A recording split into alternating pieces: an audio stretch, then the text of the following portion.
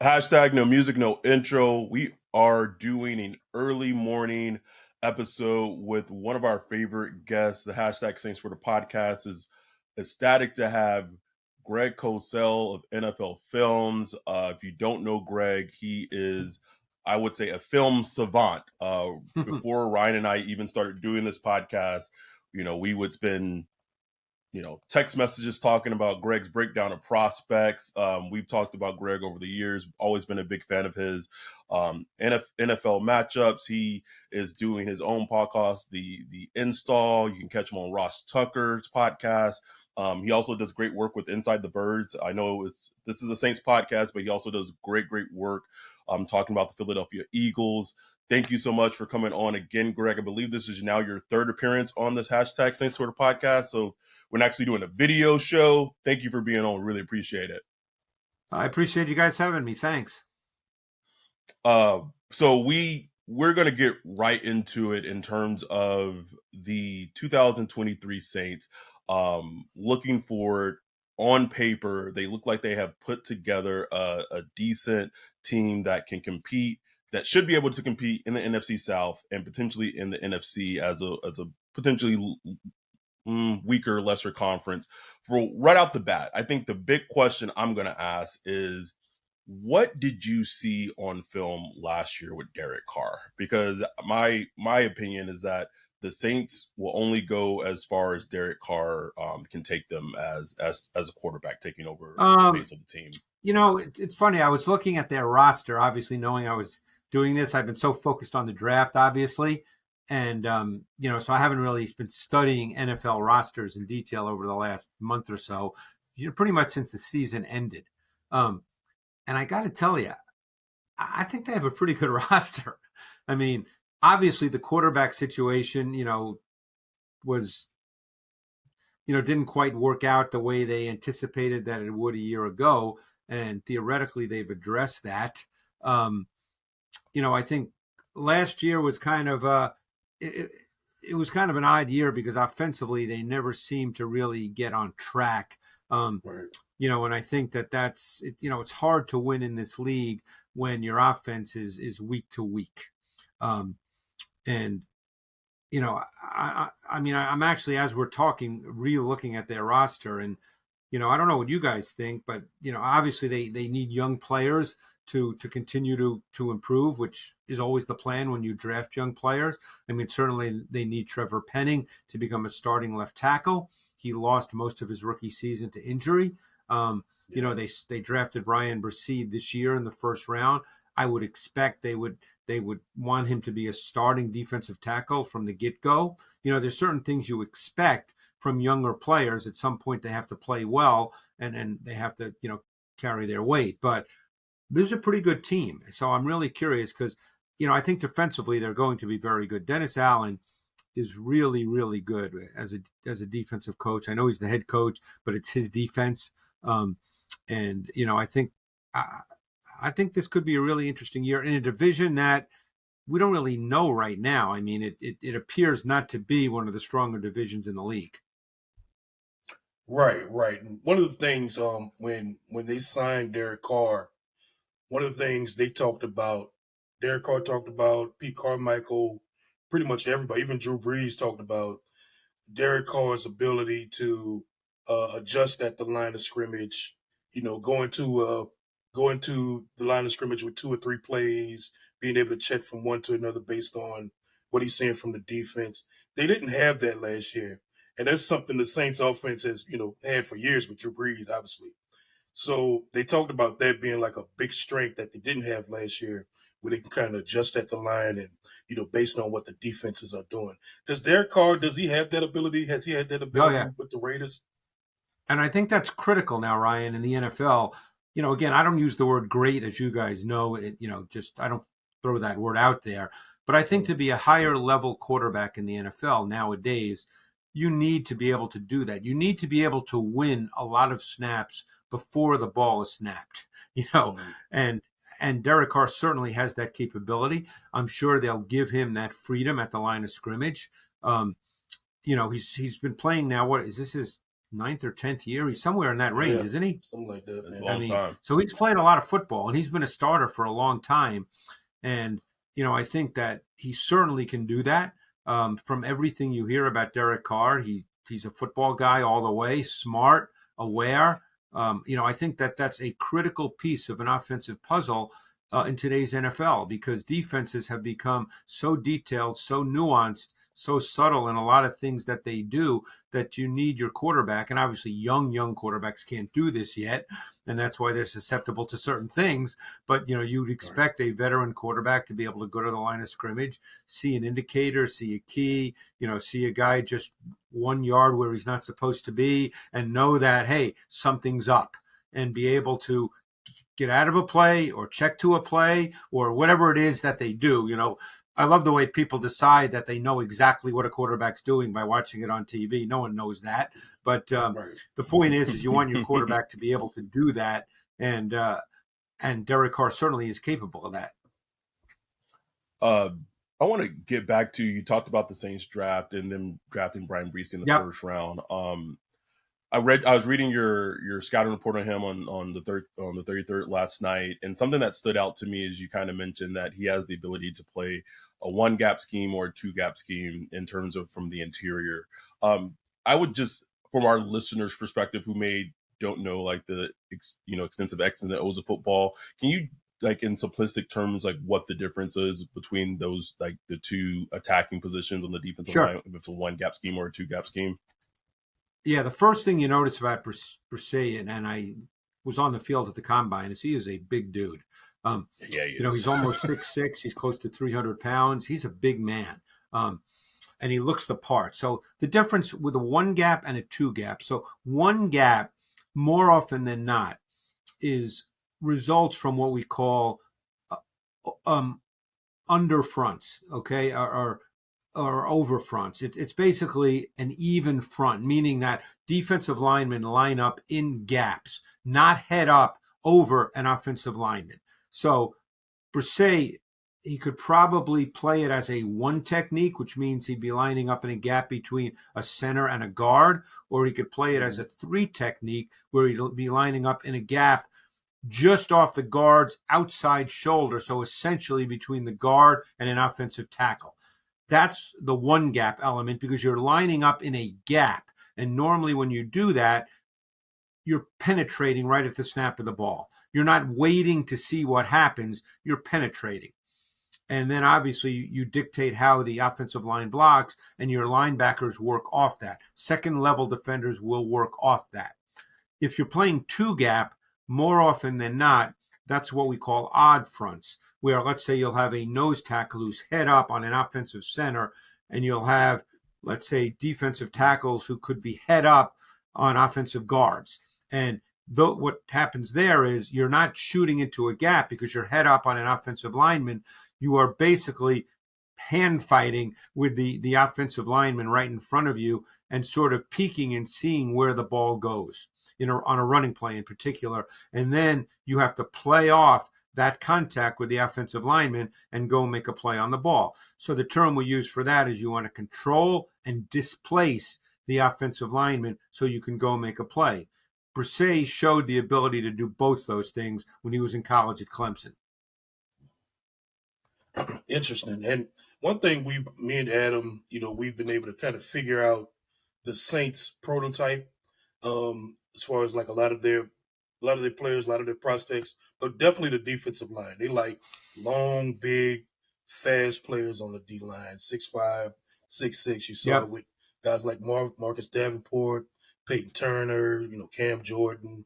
They like these big guys instead of the kind of tweener types that that some people do like. Is there like a method to that you see on film, like having those big long guys? Because we kind of go back and forth with the fans, like, is it a good thing that they do that? Like, because the Saints defense has kind of struggled with a lot of the really mobile quarterbacks like the Jalen Hurts. But look, a lot of people struggle with that also. But at the same time, it's like, is it better to, have like a tweener, like a Nolan Smith or, Hassan Reddick or something like that to kind of, have both elements to your defense? I mean, that's a philosophy, Brian. Yeah. Right. I mean, I think Dennis Allen probably feels that schematically he can handle that. Handle Mhm. those kinds of quarterbacks. I haven't done a study of every game they've played against quarterbacks that would be considered immobile, Yeah. but I think because he's a really good schemer, he probably thinks that schematically he can take care of that. You know, it's clear when you look at their roster now and the players that they have that they've got a lot of length up front. Not only Mhm. Brissy, but Isaiah Foskey, 6'5". He's another player Yeah. whose tape I really like coming out of Notre Dame. I mean, they still have Peyton Turner. He seems to be a forgotten man. He's big. They still have Passignon. He's big. They've got, obviously Cam Jordan's been there forever and he's a great player. Yeah. Granderson is built differently, but he's long as well. So, Yeah. obviously it's something that they prefer to have. Um, so that there are certain teams that like certain styles of play. It's like teams that say, well, we're not drafting a corner under 6 feet. It becomes a Yeah. philosophy. And, Right.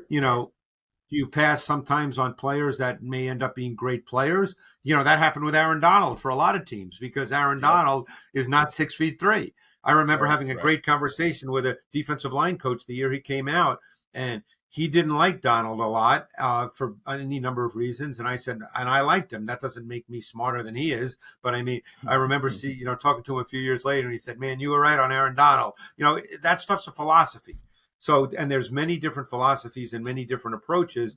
And if something doesn't work, it's always easy to say they're wrong. But that after the fact is always easy. Anybody can do that.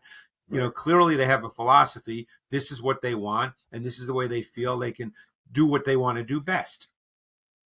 You brought up a great point on Foskey and Peyton Turner, because both Ryan and I said after that draft pick that it may be a slight indictment of their thoughts of where Peyton Turner is in his career. Yep. Both Ryan and I loved Foskey's tape from when we watched it. It was like the antithesis of Peyton Turner's tape when he got drafted from our perspective. What did you see from Foskey as a prospect from Notre Dame? Because I feel like this draft, they really reworked their defensive line. They signed 2 defensive tackles in free agency. They're trying to get pressure up front. What does Foskey bring to the team defensively? Yeah, Foskey, Adam, he really looks the part now. I mean, he has a lean, compact frame. He looks streamlined. I mean, he looks like he was just, made in a lab. I mean, he's straight line athletic. I mean, that's what he is. He's not really a true bender. So he's Right. a speed to power guy as a pass rusher. He's got long arms. They're 34 inches, which is really good for arm length. He's got strong hands, heavy hands, but he's not necessarily a bender. He's not a flexible pass rusher. The question is, in their defense, do they see him playing as a stand-up player, or do they see him playing with his hand on the ground? Um, you may know more about that than I. I don't know how they see him. But I think that he has pass rush traits to develop and cultivate. He's not there right now, but he's a really athletic guy with a great frame. I mean, he's got size, length, he's athletic, he can be deployed in multiple ways. I mean, in 2021, under a different defensive coaching staff, he played a lot of stacked linebacker. Now, I don't think they see him as a stacked linebacker. In 2022, with a different staff, he played almost exclusively on the ball, on the edge, both in a 2-point stance and in a 3-point stance. Yeah, and that's interesting. You mentioned the 2-point stance, standing up, and because I noticed that too. Watching him, he was standing up a lot, and A I mean the lot. Saints have shown willingness to be flexible with that. Yep. Like I think they would prefer you be in a 3-point stance, but if you're at best at your 2-point stance, they let you do it and kind of just learn on the job. But it's Yeah, and yeah, that gets back, Ryan, to the point of how they see him overall. I mean, obviously he's a second round pick. So when you yeah, draft someone in the second round, you would at least think that, hey, maybe they have a chance to start. Okay, maybe. yeah, You see how right, it goes through the OTAs and training camp, but we know Cam Jordan's going to start on one side at DN. The question is, who starts on the other side at DN?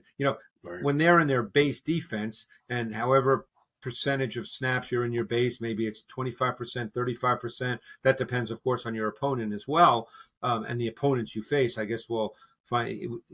You guys know who they're facing. We don't know the schedule yet. That comes out in a couple of days. But, the question is, can he line up as the other defensive end? Now, even if he's the other defensive end, if he's more comfortable in a 2-point stance, they may say, hey, play in a 2-point stance if that's the way you're more comfortable. I don't think they're going to have a rule that states you better be in a 3-point stance or else. The question is, what's he more comfortable doing? I personally thought his traits came out better in a 2-point stance. That was just my sense of watching the tape. Right. We hit on the offense and last season, and it was some bad offensive football, and whether that be the offensive line being injured, injuries to Jameis Winston, Andy Dalton. I was at the San Francisco game in person where they didn't score a single point. So they really have gone this offseason to try to address that, getting Derek Carr, signing Jamal Williams, and in the draft they drafted Keandre Miller out of TCU in the 3rd round, and in the 6th round they traded back into the 6th round and drafted A.T. Perry.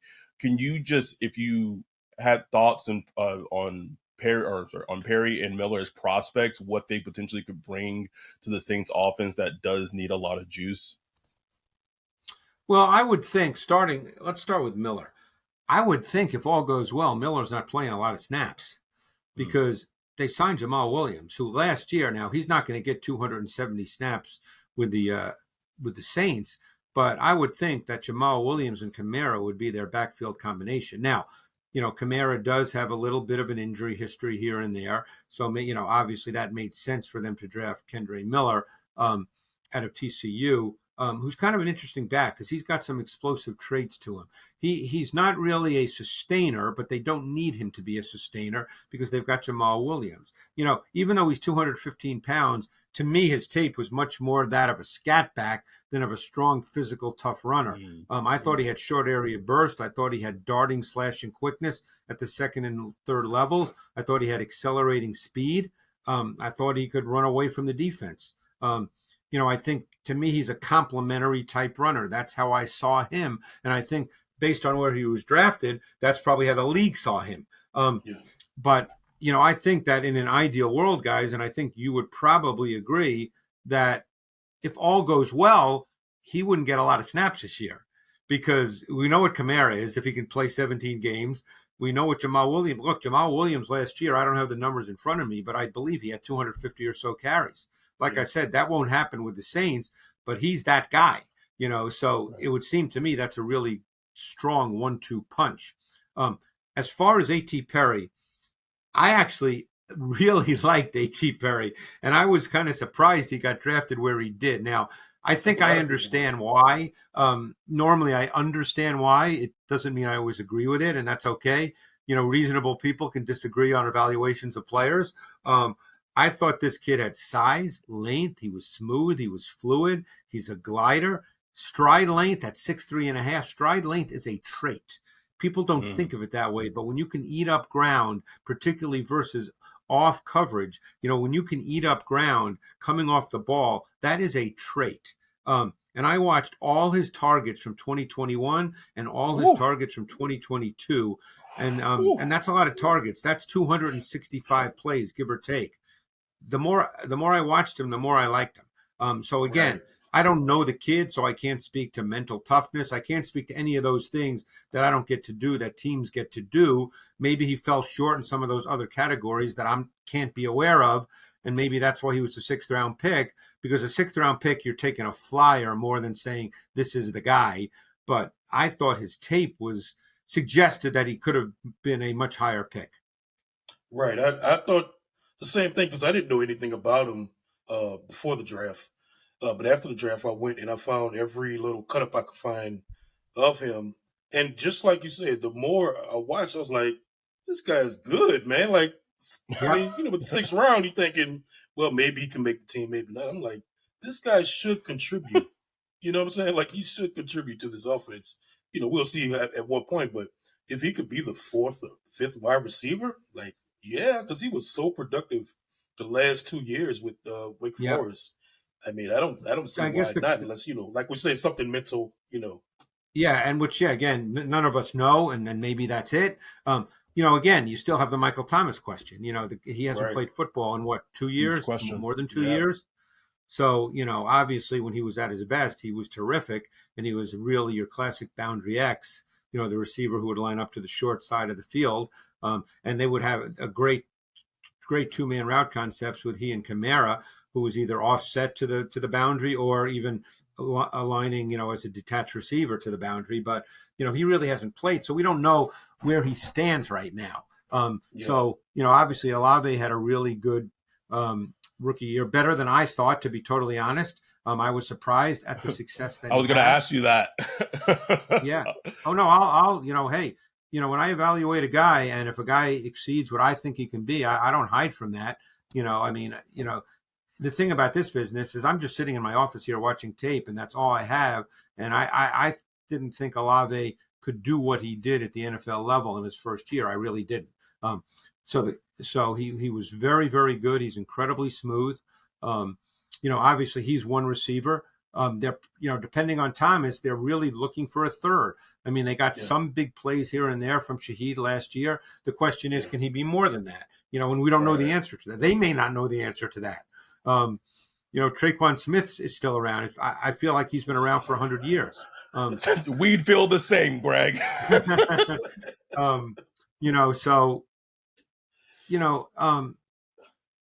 We'll see. I mean, they have one guy who's on the roster, and he's at the point in his career now where it's probably an extreme long shot.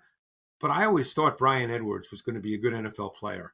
He was a 40-year starter at South Carolina, and I thought he was a really good prospect. And again, I can't tell you why it didn't work out, but I thought that guy could be a quality NFL receiver. And now he's at the point, like I said, where he's really a camp body, and now he's hoping to make a team, and it's the Saints right now.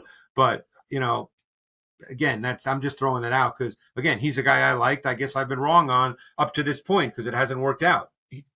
He did have a good rapport with Derek Carr when he was with the Raiders for a brief period of time. They seem to be on the same page, and I feel like if there's a chance for Brian Edwards to succeed, him being back with Derek Carr is going to will help him more than anything. Yeah, we'll see. I mean, when guys come in like that, they really have to show well throughout all the off-season activities through training camp. I mean, nothing's going to be handed to that kid. But, the likelihood of him making it is probably pretty slim at this point. So it's really Olave. It's what Thomas is or isn't at this point. I guess none of us really know the answer to that. So receiver is probably a position where there are going to be some opportunities for good competition. And we'll see what happens after that. I really like the tight end Johnson. I'll be curious to see if he becomes a bigger part of the offense in terms of target share. Because he went to Penn State as a wide receiver. He was a wide receiver his last year in college at Oregon, and obviously became a tight end in the NFL. But he's got some traits, some movement traits. He's a seam stretcher. He's a vertical dimension as a tight end. Yeah. Yeah. And he's improved like every year as a tight end. Yes. Because his first year was as a wide receiver, couldn't really do much to get on the field. Second year, they moved to the tight end, showed a little something. Then his third year, he's like, okay, we're starting to see it. And for them to extend him this offseason, that was like a high priority for them. So, yeah, that should be interesting. Plus, yeah, I'm not going to sit here and say he's Darren Waller, but he's, like I said, I'm not going to say he's Darren Waller, but he can run those kinds of routes. He's got the ability to run, intermediate routes like crossers, overs. He can run seam routes. I mean, he can attack the field at all three levels. I have a question. Getting back to the whole prototype and prospects. Do you remember what your thoughts were on Peyton Turner as a prospect? And I asked that sincerely because, I feel like him taking a step and a jump would just be such an unexpected surprise. Ryan and I were at his best game as a pro. We were at the Raiders game where he had 2.5 sacks or 2 sacks. But it seems like whether it be injury or just inconsistent play. He's been healthy scratches at times. What did you see on film from him at Houston? Because I feel like this really is a huge upcoming season for his career. Oh yeah, I liked his tape coming out. I mean, he had size, he had arm length.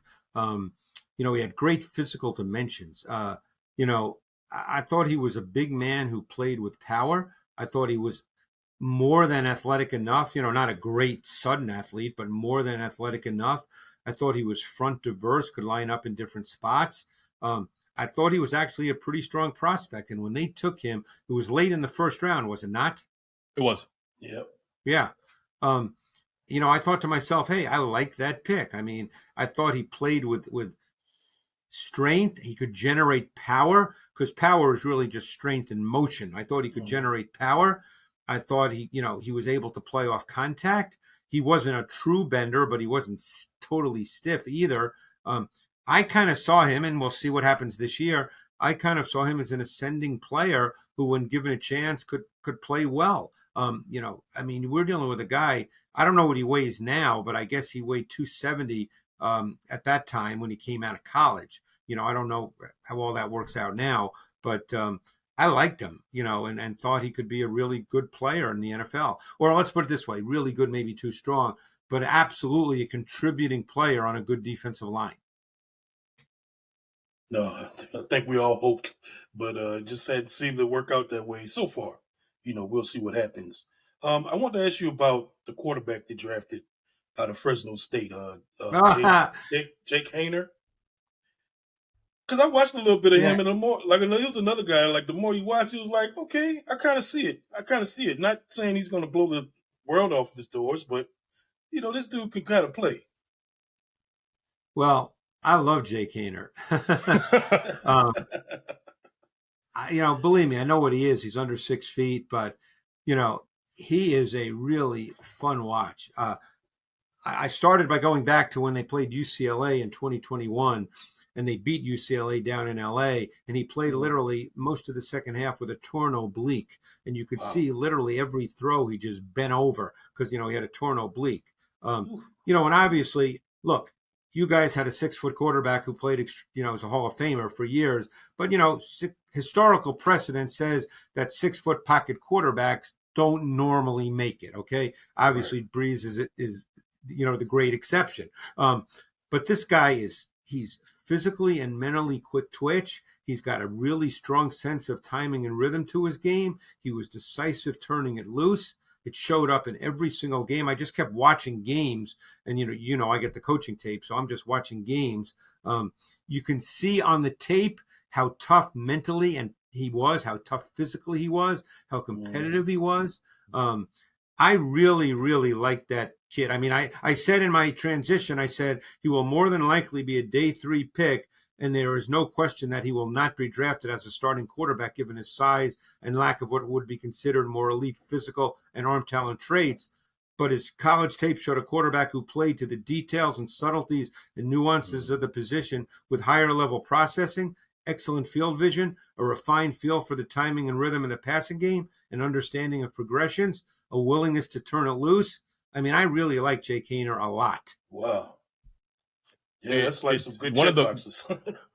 It is. It's like one of the things that stood out to me just watching him very briefly is you could quickly see how quickly he processes and reads the defense. Yep. And he throws, and I think it's huge for especially young quarterbacks, he throws with anticipation. He doesn't necessarily, it doesn't have to be open. And I feel like what you kind of read, and I'm not comparing them as prospects, but there's some similarities just in what you read, those check boxes with kind of what Brock Purdy was able to do. And I don't want people to say, oh, I'm saying Jake Hayner's next Brock Purdy. Well, and everybody now who's a later round pick is going to be compared to Brock Purdy. Right. Who's not, quote unquote, super physically gifted.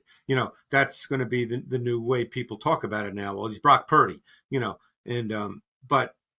I didn't love Purdy coming out. I'll be and again, he's only played whatever number of games. Right. Obviously, the Niners have made their decision. They're with him every day, so they feel he's now going to be their guy, and maybe he'll be great. Who knows? But I really like Jake Hayner's tape a lot, and I know people who know him. I know someone who's worked with him, and they echo everything I've said. The last one I have for you, Greg, is a schemish question. So last season, the Saints dealt with the departures of Marcus Williams, who left to the Ravens. They traded Yeah. C.D. Deuce to the Eagles right before the season, and Malcolm Jenkins retired. What did you see defensively that DA did in terms of the defense as opposed to how it was prior to last season? Obviously, there was a lot of two-man high was what they typically ran when they had Yeah. Marcus Williams and single high. How did the defense change with those Ooh, I'm trying to departures? remember. Obviously they're a team that in on third down plays a lot of two man, maybe as much as any team in the league. They play two man coverage. Obviously, if you're going to play two man coverage, you're relying on your 4-man pass rush because it's just numbers. 2-man coverage requires 7 people in coverage, so you can only rush 4. And my guess is the pass rush probably wasn't exactly what they hoped it would be a year ago. No. Dennis Allen, though he's always been very good with blitzes as well. So the question is, how does he see that this year? Ultimately, we don't know the answer to that simply because of, there's some different people. Obviously, Jordan is, he's still a really good player. I don't think whether he's just getting older and we see a slight decline or whether he just didn't have his best year. We don't know the answer to that. I mean, he came in the league in 2011. He's been playing a long time. You can make an argument he's a Hall of Famer. Because he has 120 sacks or something like that, somewhere in that range. Yeah. But Bresee is going to be an interesting guy in that regard. How are they going to use Foskey? Can Peyton Turner become a pass rusher? I think they still have questions with their defensive front. Right. Most defensive coaches will tell you this, guys. Most, and again, it all depends on the rest of your team. There's a lot of variables, but most defensive coaches will tell you that if you can't pressure the quarterback with 4, then you've got to add another guy. I mean, you can't let quarterbacks sit there, because you can play all the best coverage in the world, but after a certain amount of time, it doesn't matter. Especially if you're going to play some form of zone, because every zone has holes, and zones are not meant to hold up. Think of it this way. Almost every zone is really meant for 3-step timing and 5-step timing. If you get 7-step drop timing with a quarterback, zones will not hold up. The holes appear. So, man can be a little different, obviously, because you're matching up. But at the end of the day, you need to get pressure on quarterbacks. And whether you want to do that through blitz, one thing they did a lot of is what we call zone exchanges too, where they rush 4, but the 4th guy would be either, let's say, Demario Davis, or it would be a defensive back. They play a lot of dime on third down, and they play a lot of 3-2 dime, where they have 3 down linemen and 2 linebackers. So we'll see if they continue to do that. I mean, that's been a Dennis Allen thing for the last number of years. They did it a couple of years ago when they had Quan Alexander. It was Alexander and Demario Davis. They did it last year with Warner, and then when he got hurt, they did it with Ellis and obviously Demario, who's a great player. So we'll see. But then you're relying on sort of scheme and movement and where guys are lined up, because that 4th rusher is not just coming from a traditional, conventional defensive line alignment. Exactly. Well, we'll let you go, Greg. As far as I'm concerned, I don't have any more questions. Adam, you got anything? Just last one, just before I forget. Alontae Taylor played in spurts, outstanding last season. You talked about sometimes you're wrong. Ryan and I were completely wrong as him as a prospect and how he played last season. Just from, that's like our fans' perspective, how he played. From someone who really dives into the tape, what did you see from him for such a young player at corner in his first season in the starts that he did have? Thought he played well. I loved him coming out of Tennessee. I remember when he came out of Tennessee, a lot of people, draft gurus, whatever you want to call them, said, well, he's a safety. And I'm thinking to myself, what are you, out of your mind? The guy's 6 feet. He runs a 4.4. He's got length. He's not a safety. He's a corner. And I actually had this conversation with Jeff Ireland. And I said, people are thinking about him as a corner. And he looked at me like, no. I mean, as a safety. And he looked at me like, no, he's a corner. And I saw him as a corner all the way. And because of Lattimore being hurt a good part of the year, Taylor got a lot of snaps. I thought he played well. I like Alante Taylor a lot. Now, obviously, with everybody healthy, it certainly appears that Debo and Lattimore would be the starting outside corners. I'm not sure if they see Taylor down the road as a slot guy. Obviously, Roby's still here, but he's older. So I don't know how they see that. But I thought Taylor really handled himself well last year, and he's a corner. Yeah. No, it'll be interesting to see how that plays out. Yeah, Ryan and I are on board that Alante and Lattimore should be starting if everyone's healthy. But it's a good problem to have. You can never have a good enough defensive backs. But thank you so much. No, for and you coming never have on, enough Greg. corners in this league. Yeah, you never have enough corners in this league. So they're not going to get rid of anybody. Right now they have, including Taylor, they've got 4 corners that I think you can line up and play any given week. And no, he's not going anywhere. What an amazing conversation. You can follow Greg on Twitter at Greg Cosell. Listen to him on the Ross Tucker's podcast, The Install. In NFL matchups will start up again this season on ESPN. So please make sure, if you have the opportunity, to watch those shows, even if they're on early. They're great knowledge for deep football dives. Thank you so much for making this your 3rd appearance, Greg. We really appreciate it. Thank you so much for coming on. Thanks, Greg. Thank you. Have a good one. Take care.